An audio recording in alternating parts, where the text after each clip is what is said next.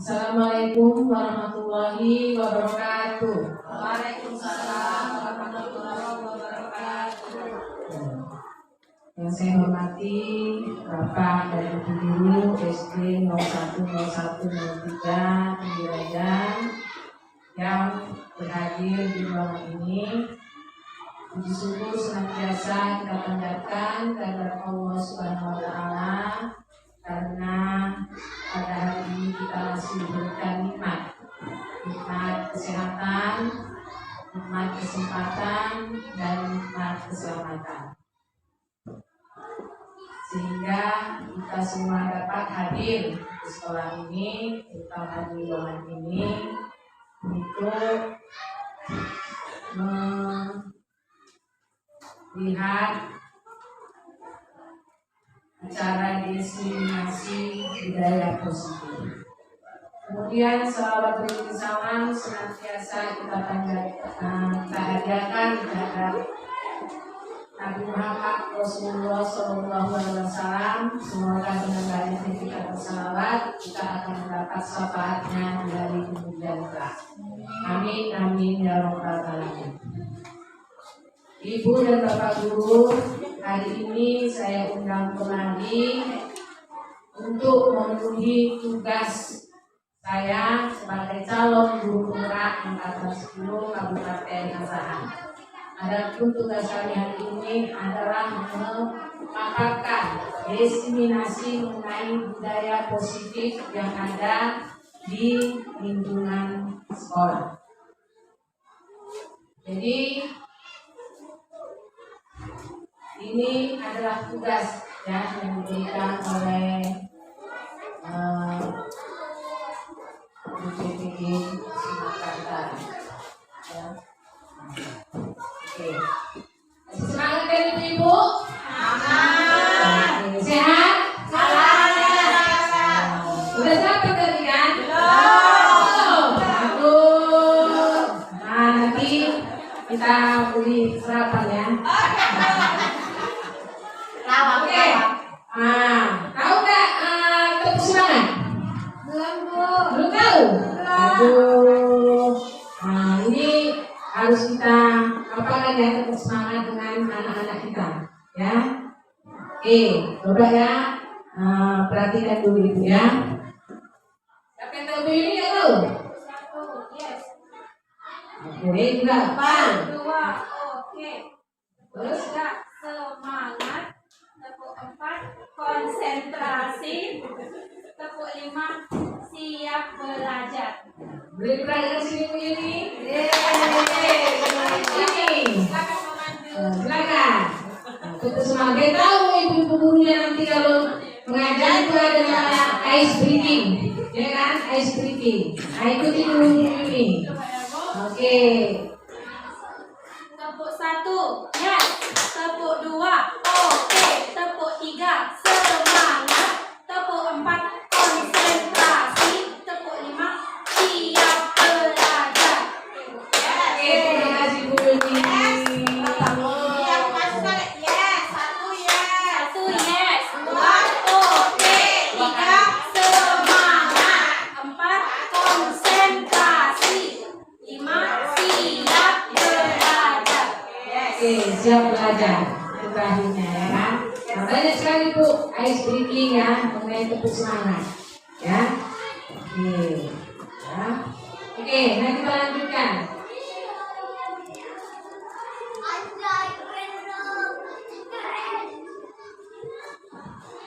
Nah, apa itu budaya positif? Nah, budaya positif itu adalah nilai-nilai keyakinan dan kebiasaan yang berpihak pada murid. Nah, kebiasaan yang disepakati bersama untuk dijalankan dalam waktu yang lama. Nah, tujuan dari budaya positif ini adalah agar murid dapat berkembang menjadi pribadi yang berkarakter sesuai dengan profil pelajar Pancasila. Nah, inilah tujuan kita mempelajari budaya positif.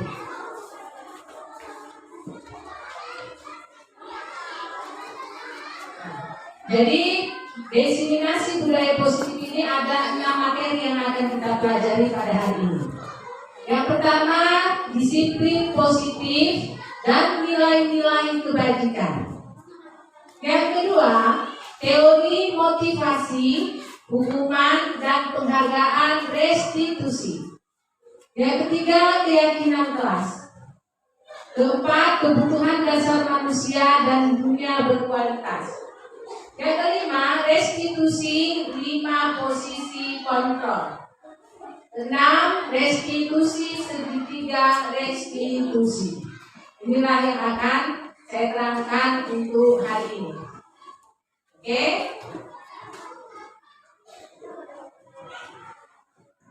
Nah, ini ada pertanyaan pemantik Bapak Ibu. Ketika mendengar kata disiplin, apa yang terbayang di benak Bapak dan Ibu?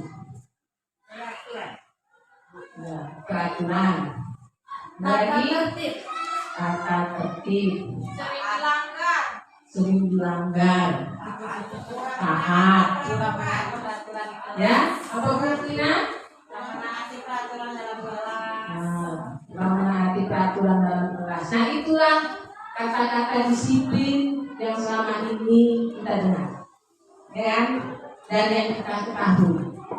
Nah, ini. Disiplin positif dan nilai-nilai kebajikan. Ketika kita mendengar kata-kata disiplin, apa yang terbayang di benak Anda? Apa yang terlintas di pikiran Anda? Nah, kebanyakan orang akan menghubungkan kata disiplin dengan kata tertib.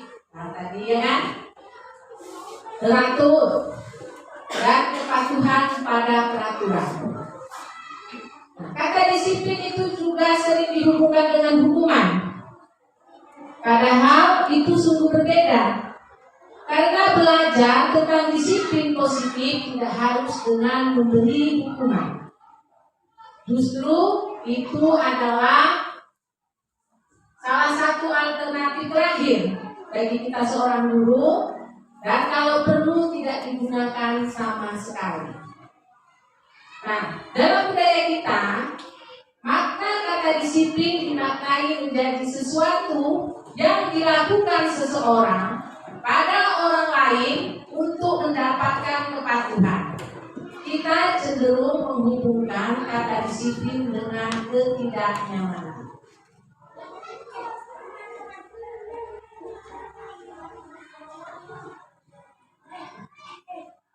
Nah, jadi dengan kata lain, seseorang yang memiliki disiplin diri berarti mereka bisa bertanggung jawab terhadap apa yang dilakukannya, karena mereka mendasarkan tindakan mereka pada nilai-nilai kebajikan universal. Dalam hal ini, Ki Hajar Dewantara menyatakan, sebagai pendidik, tujuan kita adalah menciptakan anak-anak yang memiliki disiplin diri, sehingga mereka bisa berperilaku dengan mengacu pada nilai-nilai kebajikan universal dan memiliki motivasi intrinsik, bukan ekstrinsik, artinya dari dalam diri. Mereka menyadari bahwa dari dalam dirinya sendiri tidak dari luar. Nah, makna disiplin positif yang dikemukakan oleh Ki Hajar Dewantara maupun Diana Gosen, di mana kedua pakar pendidikan mengartikan disiplin sebagai bentuk kontrol diri, yaitu belajar untuk kontrol diri agar dapat mencapai suatu tujuan mulia. Tujuan mulia di sini mengacu pada nilai-nilai atau prinsip-prinsip mulia yang dianut seseorang. Kita namakan nilai-nilai tersebut sebagai nilai-nilai kebajikan atau virtus yang universal.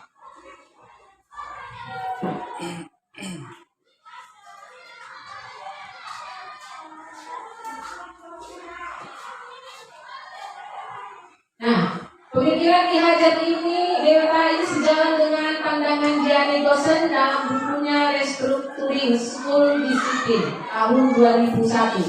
Diana menyatakan bahwa arti dari kata disiplin berasal dari bahasa Latin disciplina, yang artinya belajar. Kata disiplin juga berasal dari akar kata yang sama dengan disiplin atau murid atau pengikut. Untuk menjadi seseorang murid atau pengikut, seorang harus paham betul alasan mengapa mereka mengikuti suatu aliran atau ajaran tertentu. Sehingga motivasi yang terbangun adalah motivasi intrinsik, bukan ekstrinsik. Dia juga menyatakan bahwa arti asli dari kata disiplin itu juga berkonotasi dengan disiplin dari diri murid-murid Sokrates dan Plato. Disiplin diri dapat membuat seseorang menggali potensinya menuju kepada sebuah tujuan, sesuatu yang dihargai dan bermakna. Dengan kata lain, disiplin diri juga mempelajari bagaimana cara kita mengontrol diri dan bagaimana menguasai diri untuk memilih tindakan yang mengacu pada nilai-nilai yang kita hargai.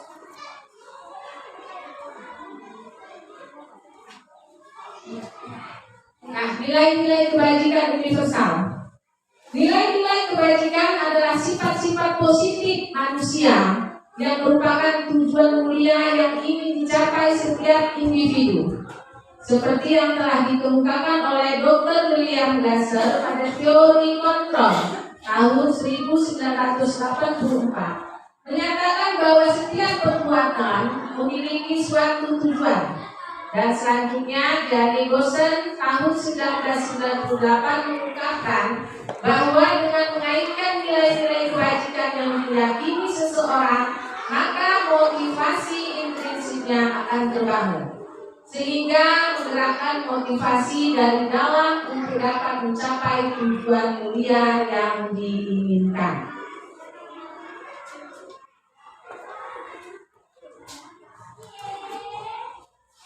Nah, ini nilai-nilai kebajikan ini harus sesuai dengan profil pelajar Pancasila. Ya, mungkin Ibu baru dengar ini ya nilai-nilai kebajikan. Saya juga, ya, karena kita masih belajar mengenai kurikulum 13. Tapi untuk tahun ajaran baru kita sudah masuk kurikulum merdeka. Nah, nilai-nilai kebajikan ini harus sesuai dengan profil pelajar Pancasila. Apa itu profil pelajar Pancasila? Ada 6 ya. Pertama, beriman dan bertakwa kepada Tuhan Yang Maha Esa, berakhlak mulia, mandiri, kreatif, gotong royong, kebinekaan global, dan bernalar kritis. Nah, apa edukasinya? Toleransi, rasa hormat, integritas, mandiri, menghargai, antusias, empati, keingintahuan, kreativitas, kerjasama, percaya diri, dan komitmen. Nah, apa yang diharapkan keterampilannya? Dapat dipercaya, lurus hati, pendengar yang aktif, tidak merendahkan orang lain, dan memberikan yang terbaik dari diri.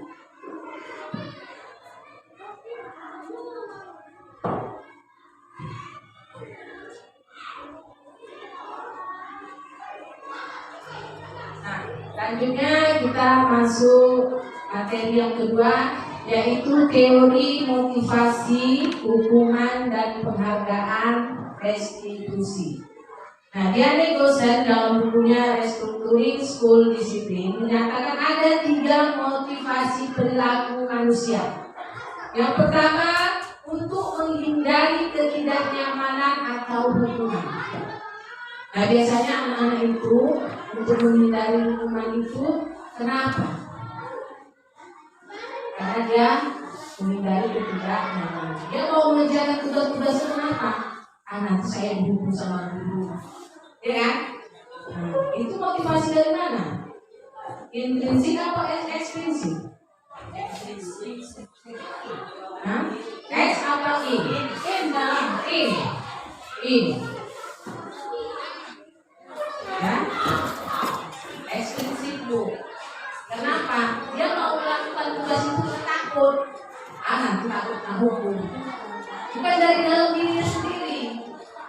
Nah, itu lagi. Saya dipukul dulu, saya dimarahin dulu. Jadi bukan dari dalam dirinya sendiri, dia sadar untuk melakukan sesuatu yang baik. Nah, kemudian ada untuk mendapat imbalan atau atau penghargaan dari orang lain. Itu termasuk juga ekstrinsik. Contoh, ya,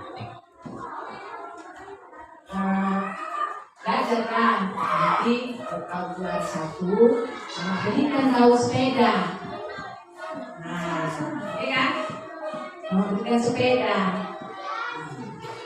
Tapi selama ini seperti itu ternyata ini tidak benar. Kenapa? Tidak ada kesadaran dari dalam diri hanya belajar untuk dia dapat sepeda. Nah, ketika kita tidak menginginkan hadiah kepada anak ini tadi, dia tidak ada semangat lagi. Nah, seperti itu. Kan semangatnya, ngapain belajar? Kok dikasih hadiah? Seperti itu. Itulah dia, jadi eksklusif. Kemudian untuk menjadi orang yang mereka inginkan dan menghargai diri sendiri dengan nilai-nilai yang mereka percaya. Inilah baru intrinsik. Artinya mereka menjadi orang yang diinginkan, menghargai diri sendiri dengan nilai-nilai yang mereka percaya. Oke, kita lanjut. Ini dia penjelasannya. Untuk menghindari ketidaknyamanan atau hubungan. Ini adalah tingkat terendah dari motivasi perilaku manusia. Biasanya orang yang motivasi perilakunya untuk menghindari hubungan atau ketidaknyamanan akan bertanya, apa yang akan terjadi apabila saya tidak melakukannya? Sebenarnya mereka sedang menghindari permasalahan yang mungkin muncul dan berpengaruh pada mereka secara fisik, psikologis maupun tidak terpenuhinya kebutuhan mereka. Bila mereka tidak melakukan tindakan tersebut, motivasi ini bersifat eksternal. Artinya dalam diri kita sendiri, saya contoh ibu, saya cepat datang dan kepala sekolah saya rajin. Nah, seperti itu ini dia, ya, untuk menghindari ketidaknyamanan.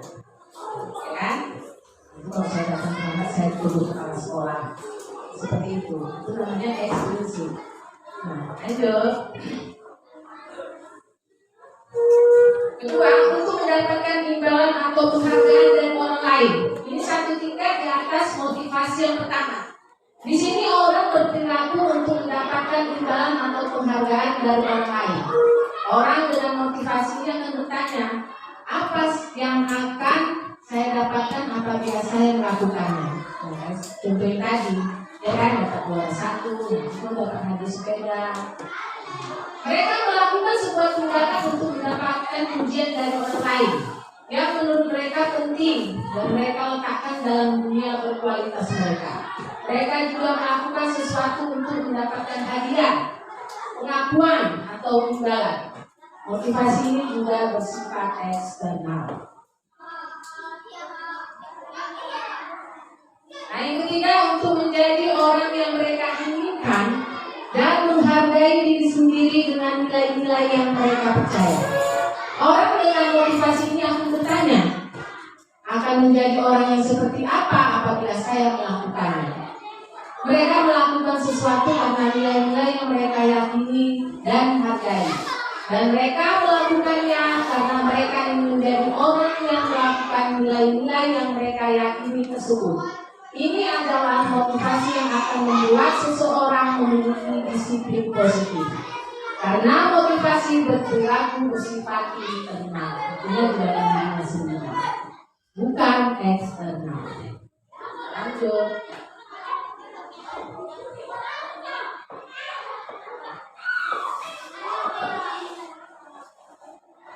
Nah, ini ada pertanyaan reflektif. Ini saya ajak berpikir.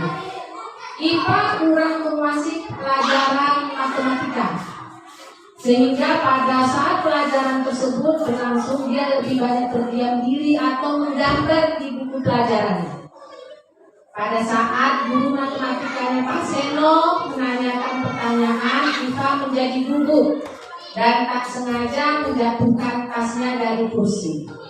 Serta tiba-tiba menjadi gagap pada saat berupaya menjawab. Seluruh kelas pun tertawa melihat perilaku IPA yang berbicara, tergagap dan terkejut tersebut. Pak Seno pada saat itu membiarkan teman-teman IFA menertawakan IFA yang tergagap dan malu luar biasa. Dan malahan Pak Seno minta IFA untuk maju ke depan dan berdiri di depan kelas sambil menunduk hidungnya karena tidak bisa menjawab pertanyaan Pak Seno. Kelas makin gaduh dan anak-anak pun tertawa melihat IFA di depan kelas memegang ujung hidung. Nah, pertanyaannya, ya, jawabkan kedua pertanyaan ini. Berikan minimal 2 tanggapan terhadap jawaban Anda. Apakah Anda setuju dengan tindakan Pak Seno terhadap IFA? Setuju? Ya. Kenapa? Alasannya apa? Dia karena mempermalukan anak di depan teman-temannya. Ini sama-sama menuduh diri. Ya kan? Kita secara membuli anak tanpa sadar kita. Jadi sekarang udah dulu. Nanti kadang-kadang kita jenuh, ya kan? Kita sebenarnya nggak mau seperti itu. Tapi kadang-kadang tanpa sadar kita sudah melakukan tindakan, ya. Nah, menurut Anda tindakan Pak Seno terhadap IFA adalah sebuah hukuman atau konsekuensi? Hukuman atau konsekuensi? Hukuman. Ya. Kenapa? Ya. Kenapa? Karena di situ merasa Pak Seno dengan tadi IFA tidak betul-betul memperhatikan dia belajar. Ya. Langsung Pak Seno menghukumnya. Ya. Nah, kalau konsekuensi itu beda, nanti kita akan belajar. Ya, oke. Nah, sekarang kita akan belajar mengenai hukuman, konsekuensi, dan restitusi. Ini secara tidak langsung Ibu ingatkan kalau pengisian kita pernah PNM, ini ada loh Bu. Dari sini di PNM. Hukuman, konsekuensi, dan restitusi. Restitusi adalah proses menciptakan kondisi bagi murid untuk memperbaiki kesalahan mereka, sehingga mereka bisa kembali pada kelompok mereka dengan karakter yang lebih kuat. Restitusi juga merupakan proses kolaboratif yang mengajarkan murid untuk mencari solusi untuk masalah mereka dan membantu murid berpikir tentang orang seperti apa yang mereka inginkan dan bagaimana mereka harus memperlakukan orang lain.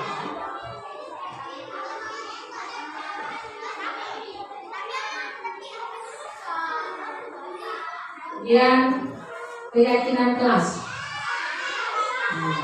Ini juga ada ya Bu. Keyakinan kelas. Mengapa keyakinan kelas? Kenapa tidak peraturan kelas saja? Kenapa? Nah, ya pertanyaan. Mengapa kita memiliki peraturan tentang penggunaan helm pada saat mengendarai kendaraan roda 2 atau sepeda motor? Kemungkinan jawabannya adalah untuk keselamatan. Kita pakai helm untuk keselamatan. Ya. Mengapa kita memiliki peraturan tentang penggunaan masker dan mencuci tangan setiap saat? Mungkin jawabannya adalah untuk kesehatan dan keselamatan. Kesehatan supaya tidak kena virus, ya kan? Keselamatan, ya kan? Nah, kalau kita memakai helm, orang banyak ini, ya kan? Masuk helm, Pak Suryadi, aku nanti rambutnya tepek, ya kan? Itu dia. Jadi ini mengenai keyakinan kelas. Nah, nilai-nilai keselamatan atau kesehatan inilah yang kita sebut dengan suatu keyakinan, yaitu nilai-nilai kebajikan universal yang disepakati secara tersirat dan tersurat, lepas dari latar belakang pelaku. Ya. Jadi seseorang akan lebih tergerak dan bersemangat untuk menjalankan keyakinannya daripada hanya sekedar mengikuti serangkaian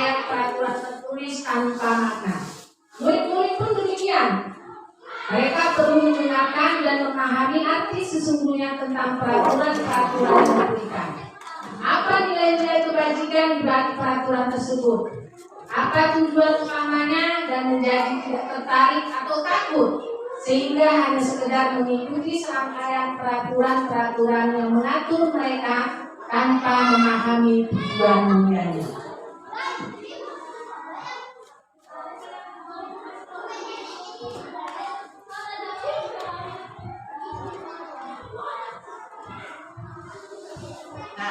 Ini pembentukan keyakinan sekolah atau kelas. Ini biasa kita mulai di awal semester baru, ya. Semester baru kita buat nanti keyakinan sekolah atau kelas. Yang keyakinan kelas ini bersifat lebih abstrak daripada peraturan yang lebih rinci dan konkret. Keyakinan kelas berupa pernyataan-pernyataan universal. Pernyataan keyakinan kelas senantiasa dibuat dalam bentuk positif. Keyakinan kelas hendaknya tidak terlalu banyak, sehingga mudah diingat dan dipahami oleh semua warga kelas. Keyakinan kelas sebaiknya sesuatu yang dapat diterapkan di lingkungan tersebut. Semua warga kelas hendaknya ikut berkontribusi dalam pembuatan keyakinan kelas lewat kegiatan curah pendapat.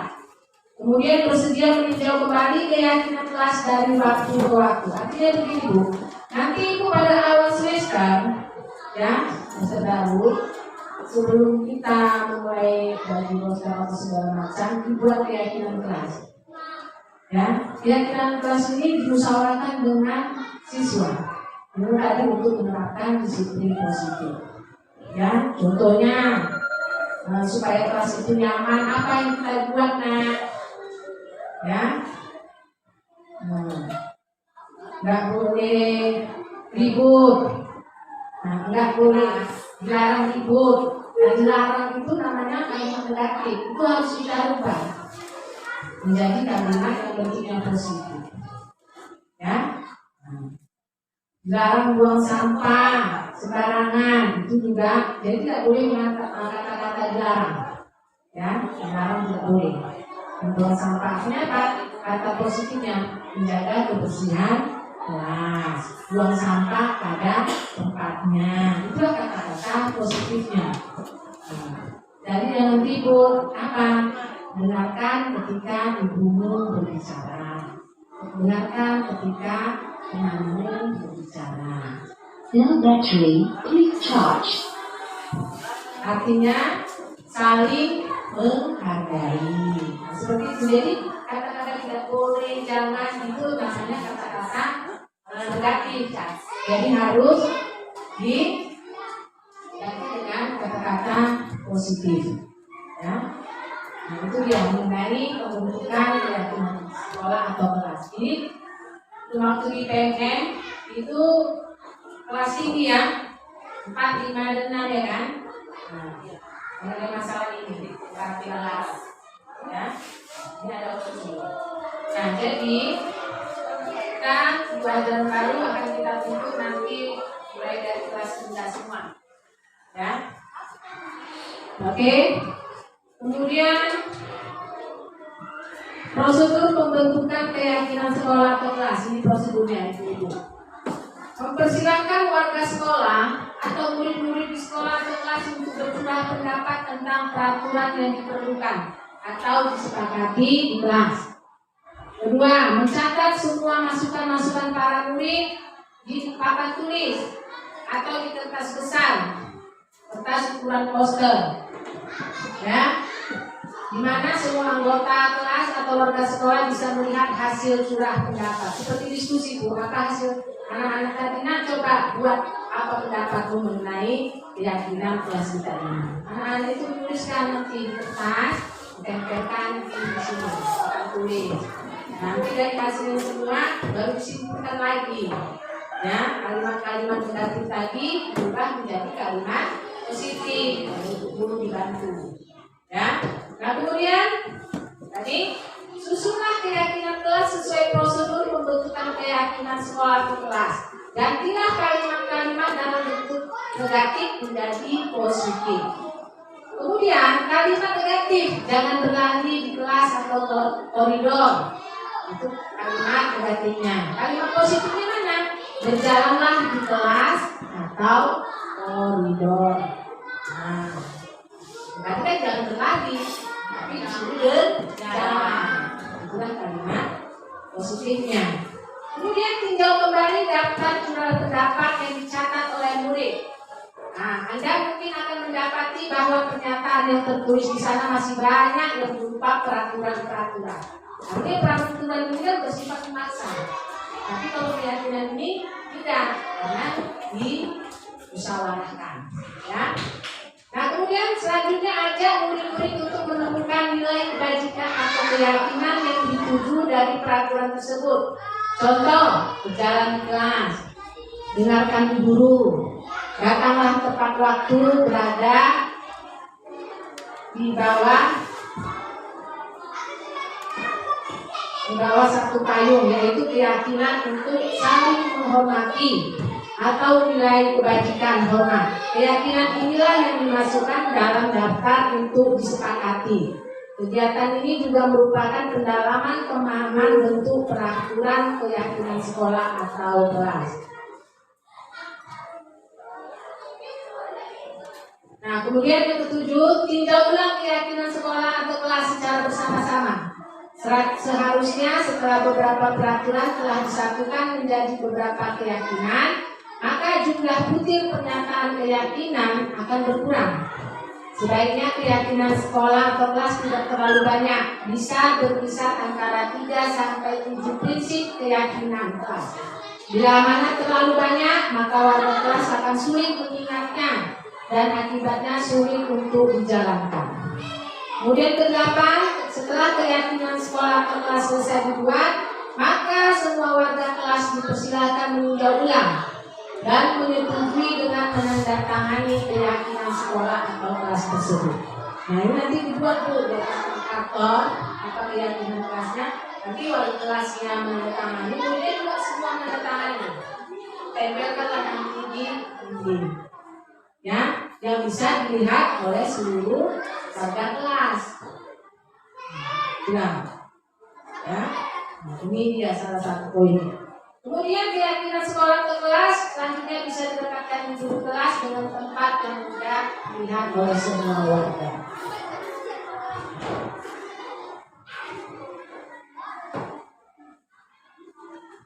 Nah, contoh kesepakatan kelas. Nih, berdoalah terlebih dahulu sebelum belajar dan selesai belajar. Nah, jadi ini harus dijalankan. Jangan dijalankan, namanya sudah keyakinan kelas. Harus ada konsekuensinya. Datang ke sekolah tepat waktu. Kemudian memakai seragam lengkap dan sopan. Selalu menjaga lingkungan kelas dan sekolah dengan membuang sampah pada tempatnya. Saling menghargai teman dengan segala perbedaannya. Oke, kita lanjutkan. 4. Kebutuhan dasar manusia dan dunia berkualitas. Ada 5 kebutuhan dasar manusia. Yang pertama, kebutuhan untuk bertahan hidup atau survival. Yang kedua, kasih sayang dan rasa diterima, love and belonging. Ketiga, kebebasan. Keempat, kesenangan. Kelima, penguasaan. Ketika seorang murid melakukan suatu perbuatan yang bertentangan dengan nilai-nilai kebajikan atau melanggar peraturan, hal itu sebenarnya dikarenakan mereka gagal memenuhi kebutuhan dasar mereka. Untuk lebih jelasnya, mari kita lihat satu persatu kelima kebutuhan dasar ini.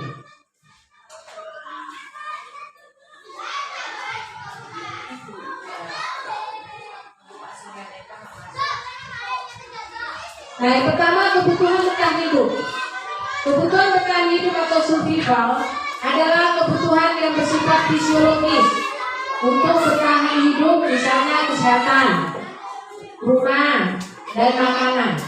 Kebutuhan biologis sebagai bagian dari proses reproduksi termasuk kebutuhan untuk tetap bertahan hidup. Komponen psikologis pada kebutuhan ini meliputi kebutuhan akan perasaan aman.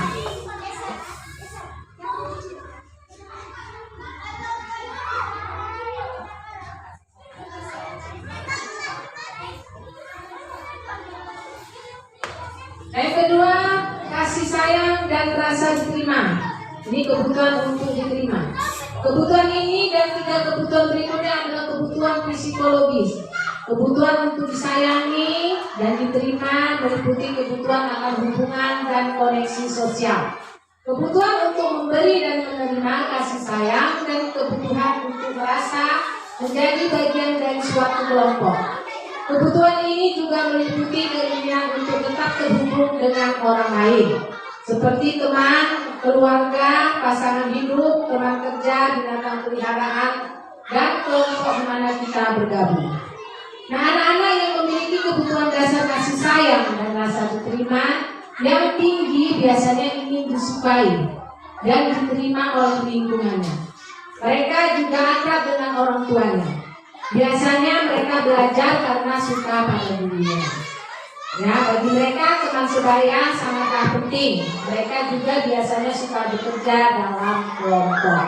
Ini mengenai kebutuhan kasih sayang yang bisa diterima. Kemudian kebutuhan penguasaan, kebutuhan pengakuan atas kemampuan. Kebutuhan ini berhubungan dengan kekuatan untuk mencapai sesuatu, menjadi kompeten, menjadi terampil, diakui atas prestasi dan keterampilan kita, didengarkan dan memiliki rasa harga diri. Kebutuhan ini meliputi keinginan untuk dianggap berharga, bisa membuat perbedaan, bisa membuat pencapaian, kompeten, diakui, dihormati. Ini meliputi self-esteem dan keinginan untuk meninggalkan pengaruh. Anak-anak yang memiliki kebutuhan dasar akan penguasaan yang tinggi biasanya selalu ingin menjadi pemimpin, ingin menjadi ketua kelas, seperti itu. Mereka juga suka mengamati sebelum mencoba hal baru dan merasa kecewa bila melakukan kesalahan. Jadi mereka juga biasanya rapi dan sistematik dan selalu ingin mencapai yang terbaik. Nah, yang ketiga, kebebasan, kebutuhan akan pilihan. Kebutuhan untuk bebas adalah kebutuhan akan kemandirian, otonomi, memiliki pilihan dan mampu mengendalikan arah hidup seseorang. Anak-anak dengan kebutuhan kebebasan yang tinggi menginginkan pilihan. Mereka perlu banyak bergerak, suka mencoba-coba, tidak terlalu terpengaruh orang lain, dan senang mencoba hal baru dan menarik. Ini kebutuhan kebebasan. Kemudian kesenangan, kebutuhan untuk merasa senang. Kebutuhan akan kesenangan adalah kebutuhan untuk mencari kesenangan, bermain dan tertawa. Bayangkan hidup tanpa kenikmatan apapun betapa menyedihkan. Biasanya menghubungkan kebutuhan akan kesenangan dengan belajar. Semua hewan dengan tingkat inteligensi tinggi, anjing, lumba-lumba, primata, bermain. Saat mereka bermain, mereka mempelajari keterampilan hidup yang penting. Manusia tidak berbeda. Jadi anak-anak dengan kebutuhan dasar kesenangan yang tinggi biasanya ingin menikmati apa yang dilakukan. Nah, mereka juga bisa berkonsentrasi tinggi saat mengerjakan hal yang disenangi. Mereka suka permainan dan suka mengkoleksi barang, suka bergurau, suka melucu, dan juga menggemaskan. Bahkan saat mereka bertingkah laku buruk, mereka masih terlihat lucu. Ada kan kita lihat anak kita?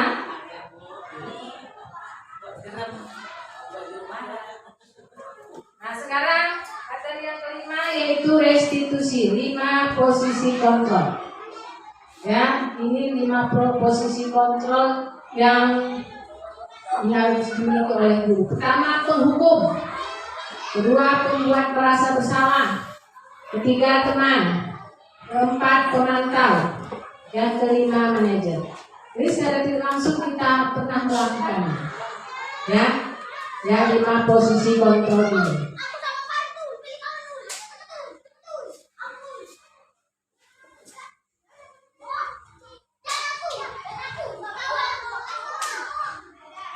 Nah, ini posisi kontrol penghukum. Seorang penghukum bisa menggunakan hukuman fisik maupun verbal. Orang-orang yang menjalankan posisi penghukum senantiasa mengatakan bahwa sekolah memerlukan sistem atau alat yang dapat lebih menekan murid-murid lebih dalam lagi. Guru-guru yang menerapkan posisi penghukum akan berkata, patuhilah aturan saya atau awas. Jadi bisa nanti gimana posisi ibu sebenarnya di sini? Ya, kamu selalu saja salah, selalu pasti selalu yang terakhir selesai. Guru seperti ini senantiasa percaya hanya ada satu cara akan pembelajaran bisa berhasil, yaitu cara dia sendiri. Nah, penghukum itu biasanya nada suaranya tinggi, bahasa tubuh akan lotot, dan jadi unjuk mengerti. Nah, terlambat lagi, pasti terlambat lagi. Ya, selalu datang terlambat. Kapan sih bisa datang tepat waktu? Ya, inilah mengenai posisi penghukum.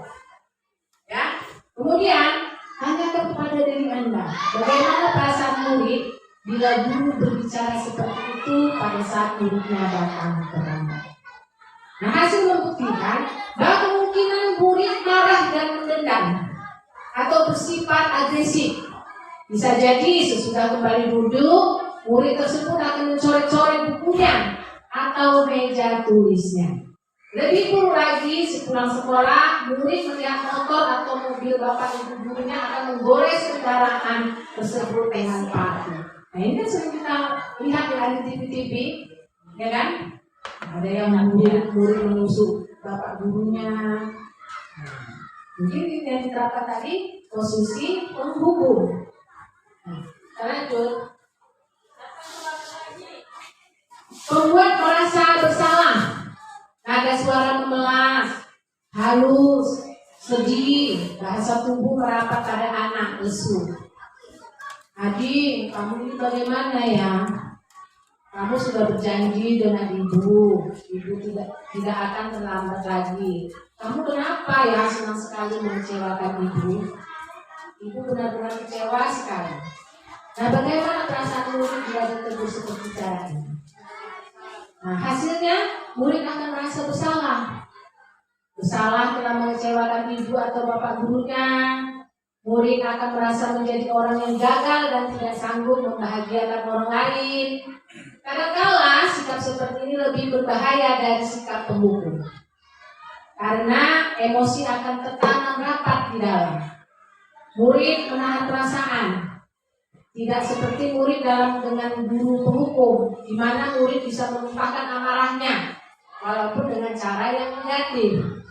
Nah, murid tertekan seperti inilah yang tiba-tiba bisa meletus amarahnya dan bisa menyakiti diri sendiri atau orang lain. Karena dia merasa bersalah. Kalau udah orang merasa bersalah, kadang-kadang nggak bisa tidur, nggak bisa makan, kan seperti itu. Ya, jadi nanti ibu lihat ibu posisinya di mana selama ini. Ya, oke, kita lanjut. Teman, ya, posisi kontrol teman, sebagai teman. Guru pada posisi ini tidak akan menyakiti murid, namun akan tetap berupaya mengontrol murid melalui persuasi. Posisi teman pada guru bisa negatif atau positif. Positif di sini berupa hubungan baik yang terjalin antara guru dan murid. Guru di posisi teman menggunakan hubungan baik dan humor untuk mempengaruhi seseorang. Maka mereka akan berkata, ayo bantulah ini bapak ya. Ayo ingat tidak bantuan bapak selama ini. Ya sudah, kalau ini tidak apa-apa, nanti ibu bantu bereskan. Hal negatif dan posisi teman adalah bila suatu saat guru tersebut tidak membantu, maka murid akan kecewa dan berkata, saya pikir bapak atau ibu teman saya. Murid merasa dikecewakan dan tidak mau lagi berusaha. Hal lain yang mungkin timbul adalah murid akan hanya bertindak untuk guru tertentu. Artinya apa? Dia tidak lagi menghargai guru yang lain. Dia hanya percaya pada satu orang guru karena dianggapnya temannya. Nah, ketika guru lain nanti masuk ke kelasnya, dia cuek, ya kan? Nah, inilah yang positif negatifnya. Ya, jadi murid akan tergantung pada guru tersebut.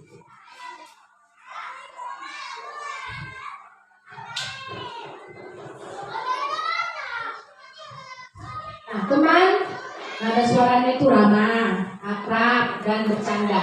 Bahasa tubuhnya merapat pada murid, mata, dan senyum menjelangkah. Adi, ayolah, bagaimana sih? Nah,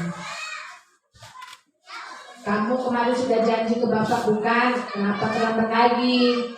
Ya sudah, tidak apa-apa, duduk dulu sana. Nanti Pak Guru bantu. Kamu ini harus senyum-senyum sama temannya kan? Ya, teman. Bagaimana perasaan murid dengan hasil sikap guru seperti ini? Hasilnya murid akan senang dan akrab dengan guru. Ini termasuk dampak yang positif.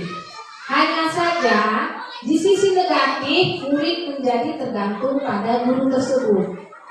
Bila ada masalah, dia merasa bisa mengendalikan guru tersebut untuk membantunya. Ya, bisa diandalkan guru ini. Akibat lain dari posisi teman, Adi hanya akan berbuat sesuatu bila yang menyuruh adalah guru tersebut.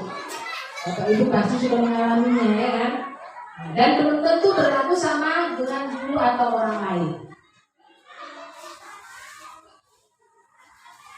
Nah, posisi pemantau. Memantau berarti mengawasi. Pada saat kita mengawasi, kita bertanggung jawab atas perilaku orang-orang yang kita awasi. Posisi pemantau berdasarkan pada peraturan-peraturan dan konsekuensi. Dengan menggunakan sanksi atau konsekuensi, kita dapat memisahkan hubungan pribadi kita dengan murid. Sebagai seorang yang menjalankan posisi pemantau, pertanyaan yang diajukan seorang pemantau adalah, peraturannya apa? Apa yang telah kamu lakukan? Sanksi atau konsekuensi apa? Nah, seorang pemantau sangat mengandalkan perhitungan, catatan, data yang dapat digunakan sebagai bukti atas perilaku seseorang. Posisi ini akan menggunakan stiker, slip catatan, daftar cek. Posisi pemantau sendiri berawal dari teori stimulus respon yang menunjukkan tanggung jawab guru dalam mengontrol murid.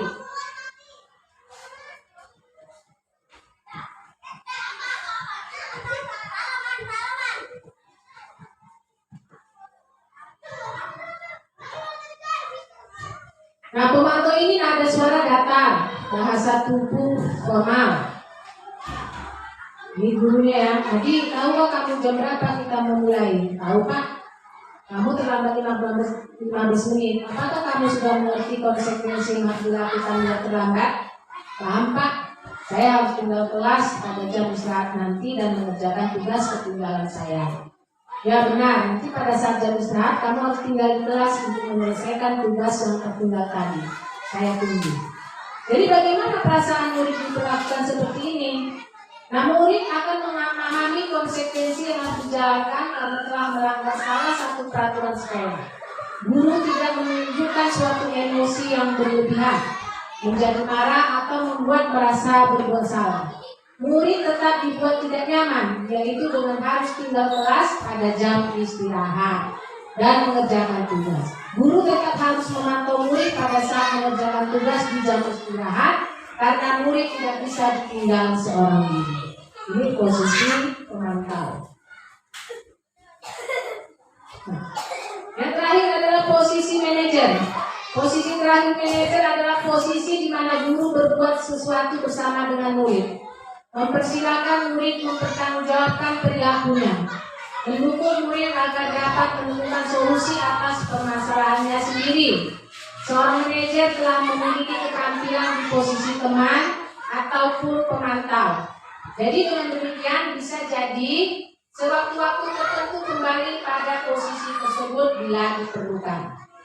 Nah, namun bila kita menginginkan murid-murid kita menjadi manusia yang merdeka, maka mandiri dan bertanggung jawab, maka kita perlu mengacu pada restitusi yang dapat menjadikan murid kita seorang manajer bagi dirinya sendiri. Di manajer, murid diajak untuk menganalisis kebutuhan dirinya maupun kebutuhan orang lain. Di sini penekanan bukan pada kemampuan membuat konsekuensi, namun dapat berkolaborasi dengan murid. Jadi seorang manajer akan berkata, apa yang kita yakini? Ini kembali ke keyakinan kelas yang telah dibuat bersama tadi. Kemudian apakah kamu meyakininya? Jika kamu meyakininya, apakah kamu bersedia memperbaikinya? Jika kamu memperbaiki ini, hal ini menunjukkan apa tentang diri? Apa rencana kamu untuk memperbaiki hal ini? Inilah kata-kata dari posisi manajer, ya.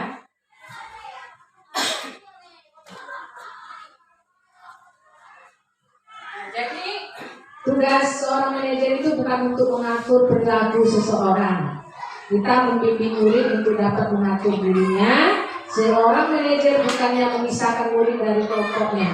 Tadi tinggal dalam kelas itu kan sudah memisahkan. nah kemudian Jadi posisi yang paling baik yang dilakukan oleh seorang guru itu adalah posisi manajer. Itu posisi yang paling baik.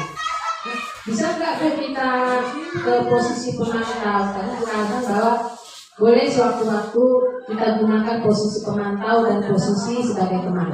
Boleh. Tapi yang lebih bagus adalah posisi manajer.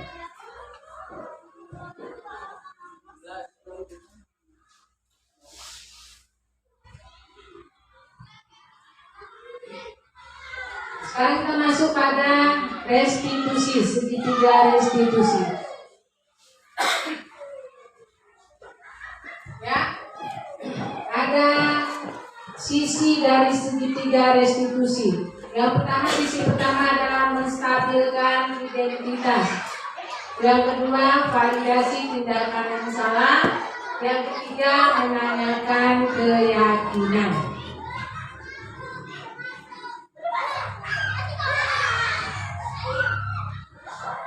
Jadi sisi pertama menstabilkan identitas, stabilis the identity.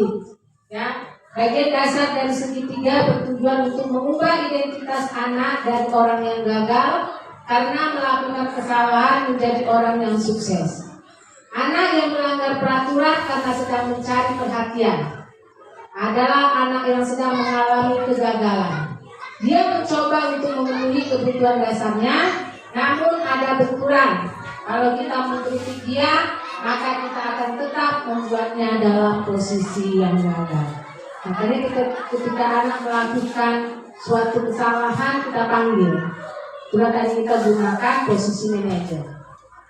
Apa masalahnya, apa alasannya, mengapa dia melakukan hal seperti itu harus kita tanya. Ya. Jadi apa keyakinan keras yang kita buat? Sudah melanggar keyakinan keras yang mana? Nah, seperti itu. Itulah konsep-konsep yang harus kita jalankan. Nah, kalau kita ingin melihat menjadi efektif, maka kita harus meyakini si anak dengan cara mengatakan kalimat-kalimat seperti ini. Berbuat salah itu tidak apa-apa. Tidak ada manusia yang sempurna. Artinya kita tidak menyarankan mereka berbuat salah. Ini hanya untuk menstabilkan saja. Ya, berbuat salah itu tidak apa-apa. Nah, ibu juga dulu pernah seperti itu. Nah, manusia itu tidak ada yang sempurna seperti itu. Jadi kita tidak membenarkan yang salah, bukan.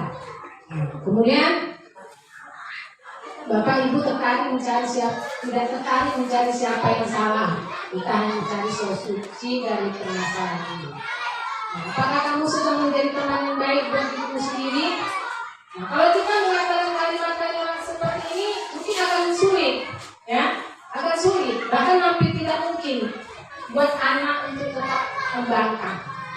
Jadi para guru yang bertugas mengawasi anak-anak saat mereka bermain di halaman sekolah menyatakan bahwa bila mereka mengatakan kalimat tersebut, mungkin hanya butuh 30 detik bisa mengubah situasi yang sulit menjadi kooperatif. Ya.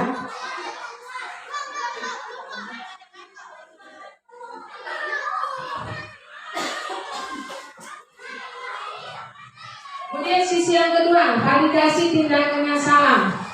Ya, setiap tindakan kita dilakukan dengan suatu tujuan, yaitu memenuhi kebutuhan dasar. Kalau kita memahami kebutuhan dasar apa yang mendasari sebuah tindakan, kita akan bisa menemukan cara-cara yang paling efektif untuk memenuhi kebutuhan tersebut. Jadi menurut teori kontrol, semua tindakan manusia baik atau buruk pasti memiliki maksud dan tujuan tertentu.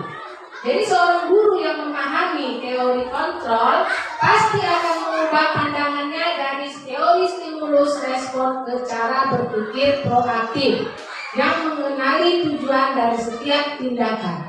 Kita mungkin tidak suka sikap seorang anak yang terus-menerus merengek. Tapi bila sikap itu mendapat perhatian kita, maka itu telah memenuhi kebutuhan anak tersebut. Artinya dia butuh kasih sayang. Kadang-kadang ada anak itu di rumah tidak diperhatikan. Jadi dia karena ingin diperhatikan oleh gurunya, dia bertingkah. Jadi kita tentunya guru ini perlu memang memahami karakter setiap peserta didik anak-anak kita. Satu persatu harus kita pahami apa kebutuhannya, bagaimana keluarga, bagaimana lingkungan, seperti itu. Jadi kalimat-kalimat ini mungkin terdengar asing bagi ibu ya, namun tidak dikatakan dengan nada tanpa menghakimi akan memvariasi kebutuhan mereka. Padahal kamu bisa melakukan yang lebih buruk dari ini ya. Kamu pasti punya alasan mengapa melakukan hal itu. Nah, kamu patut bangga pada dirimu sendiri karena kamu telah melindungi sesuatu yang penting buatmu. Kamu boleh mempertahankan sikap itu, tapi kamu harus menambahkan sikap yang baru. Ini pertanyaan-pertanyaan. Jadi biasanya guru menyuruh anak untuk menghentikan sikap yang tidak baik. Tapi pada teori kontrol menyatakan bahwa resep itu tidak lanjut.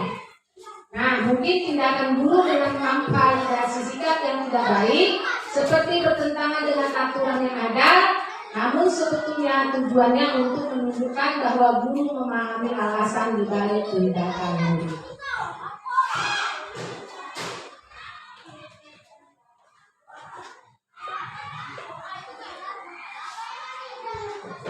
Jadi restitusi tidak menyarankan guru bicara ke murid bahwa melanggar aturan adalah sikap yang baik.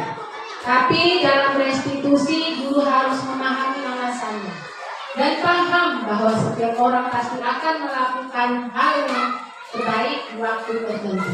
Sebuah pelanggaran aturan seringkali memenuhi kebutuhan anak akan pengawasan atau power, walaupun seringkali bertabrakan dengan kebutuhan yang lain, yaitu kebutuhan akan kasih sayang dan rasa diterima. Kalau kita tolak anak yang sedang berbuat salah, dia akan tetap menjadi bagian dari masalah. Namun bila kita memahami alasannya melakukan sesuatu, maka dia akan merasa dipahami. Jadi para guru yang telah menerapkan strategi ini menyatakan bahwa anak-anak yang tadinya tidak terjangkau menjadi lebih terbuka pada mereka. Strategi ini menguntungkan bagi murid dan guru karena guru akan berada dalam posisi siswa dan karena itu akan memiliki perspektif yang berbeda. Sisi yang ketiga, menanyakan keyakinan. Teori kontrol menyatakan bahwa kita pada dasarnya termotivasi secara internal. Ketika identitas sukses telah tercapai, angka pertama, dan tingkah laku yang salah telah divalidasi, maka anak akan siap untuk dihubungkan dengan nilai-nilai yang dia percaya dan berpindah menjadi orang yang dia inginkan. Pertanyaan-pertanyaan di bawah ini menghubungkan keyakinan anak dengan keyakinan kelas atau keluarga. Nah, apa yang kita percaya sebagai kelas atau keluarga? Apa nilai-nilai umum yang kita telah sepakati? Apa yang kita tentang kelas yang ideal? Kamu mau jadi orang yang seperti apa? Inilah nilai-nilai dan keyakinan kelas yang akan kita buat nanti. Ya, jadi kita programkan. Ada ajaran baru, kita akan membuat keyakinan sekolah. Kalau saya nanti akan membuat keyakinan sekolah. Kalau ibu keyakinan kelas. Jadi diskusikan bersama-sama. Inilah nanti ya yang akan kita laksanakan untuk tahun ajaran baru.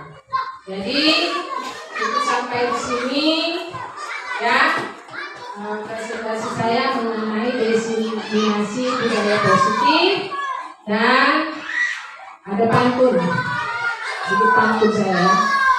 Sungai Asahan airnya bersih. Cukup sekian dan terima kasih. Wabillahi taufiq wal hidayah. Wassalamualaikum warahmatullahi wabarakatuh.